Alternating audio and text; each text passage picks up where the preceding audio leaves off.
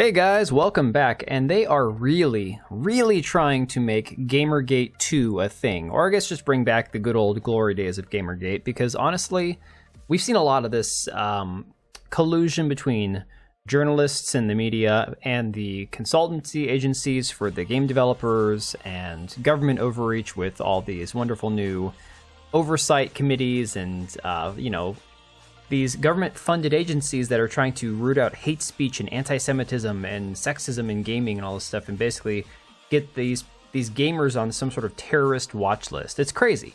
So the collusion between these people is unreal. So articles like this from The Verge should not be a shock because it's designed to provoke a response. It's designed to anger people, and honestly, from The Verge's perspective, it's designed to generate ad revenue because these people, these legacy media type websites are dying. They're bleeding. They're losing money every single day. And so if they can at least get hate clicks, that's what they're going to do. But we're not going to give them that. We're going to use the archive link and take a look at the article here. So it's from Ash Parrish, who we're going to get into in a minute on Twitter. And the article here from The Verge says the return of Gamergate is smaller and sadder. A group of gamers has mobilized a harassment campaign against historic consultant company, marginalized developers, and journalists in protest of what they see as, quote, forced diversity in gaming. I love how they have to say marginalized developers.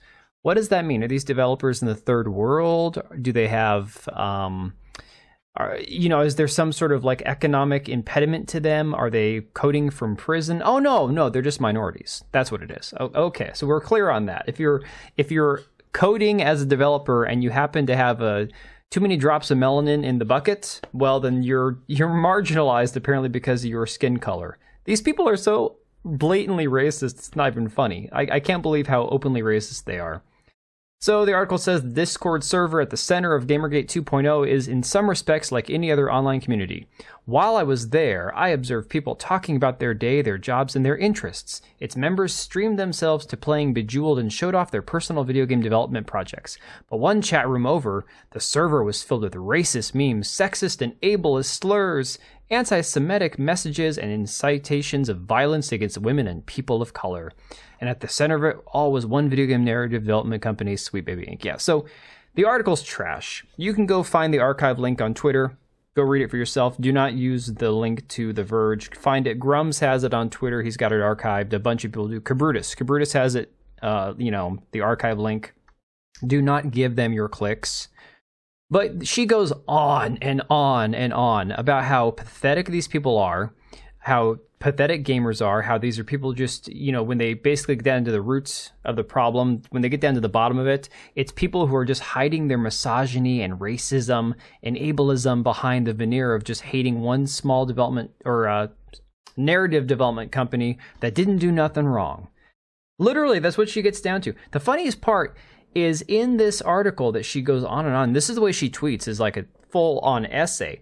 She could have screenshotted and put some links or some pictures of the supposedly racist, misogynist, sexist things that she saw in this Discord server, but she doesn't.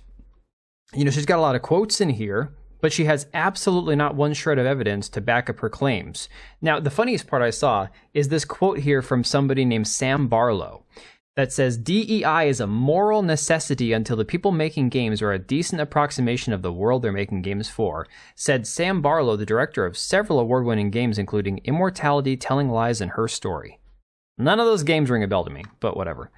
But this is, again, in response to the fact that the majority of gamers are white, but that doesn't matter because we're changing the landscape anyways. That's what this entire narrative is about. Her entire point is that deal with it, gamers. We've taken over your hobby. Things are going to change. And so Grumps points out here, week 2 of Sweet Baby Inc. and not one reporter out of a dozen articles has cited the real and actual racist and homophobic remarks of SBI employees, nor SBI's harassment of a gamer and subsequent ban. And that's true. The Verge, Kotaku, PC Gamer defend and run smokescreens for actual racists. And you can see the tweets here. Things where, like Felix, this person, Lego Butts, who has worked with these people, throwing the N-word out there like it's nothing, And of course, the blatant racism of saying that they're not going to hire white people. And so this is Ash Parrish, the writer.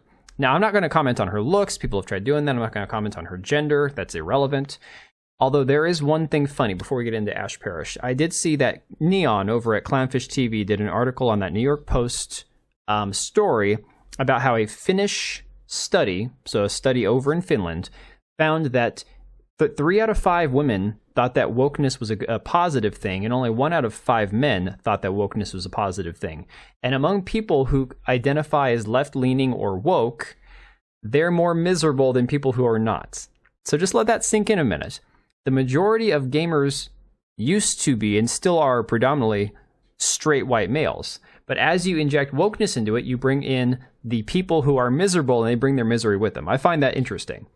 So here is Ash Parrish, okay? And she's been responding to people all day long. She's going to be at the Game Developer Conference coming up this week. In fact, I think it's going on today, if I'm not mistaken. So here was her response to all the hubbub about this article. She says, I don't have too much time to talk about the reporting that went into this because I've got shit to do. I will share that I spent a good amount of time in their Discord listening and observing. And what struck me most is how sad the whole situation really is. These guys know for the most part this is a lost cause, that nothing they do will meaningfully impact what the vast majority of developers and gamers have already chosen to dedicate themselves to, a diverse and equitable industry. They know that.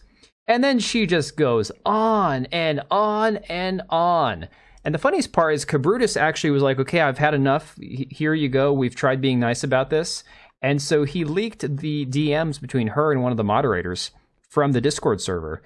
And there's a lot. There's too much to go over in a video, guys. This would have to be like a live stream thing. But he's got the back and forth. And this woman only hears what she wants to hear.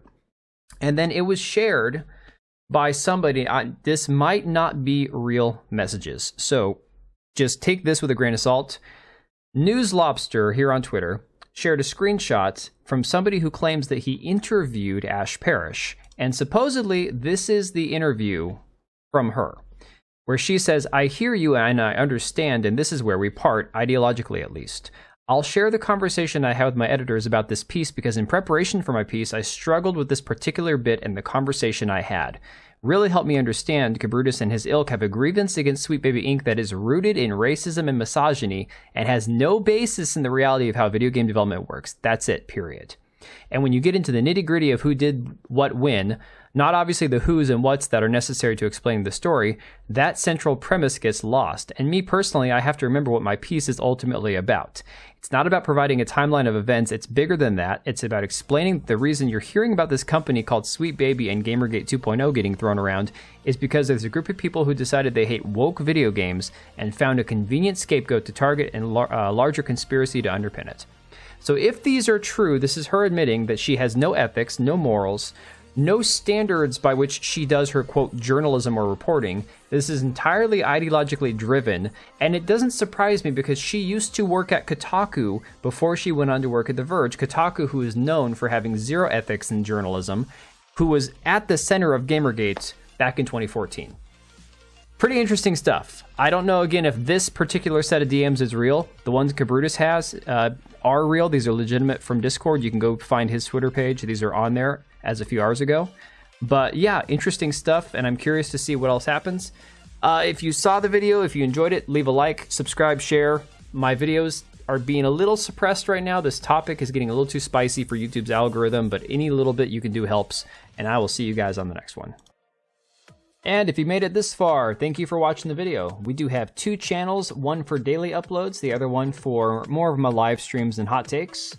Links to both are down below, as well as the ability to join as a channel member for as little as $3 a month, and that'll greatly help us out. Much appreciated.